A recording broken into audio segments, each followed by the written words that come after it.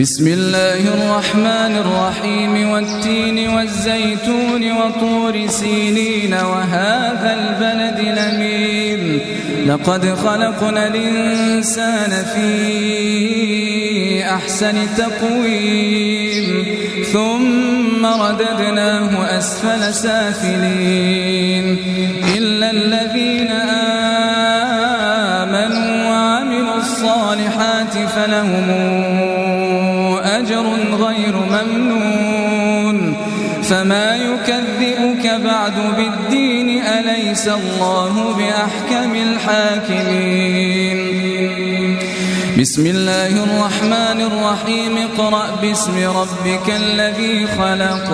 خلق الإنسان من علق اقرأ وربك الأكرم الذي علم بالقلم علم الإنسان ما لم يعلم كلا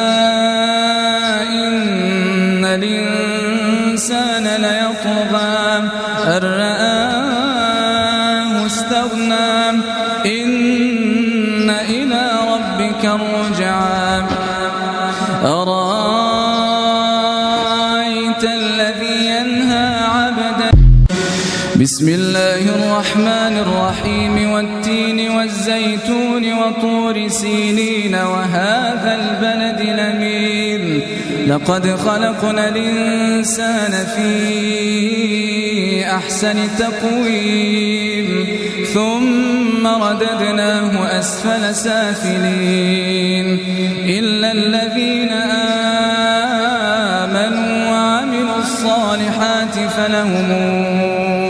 أجر غير ممنون فما يكذبك بعد بالدين أليس الله بأحكم الحاكمين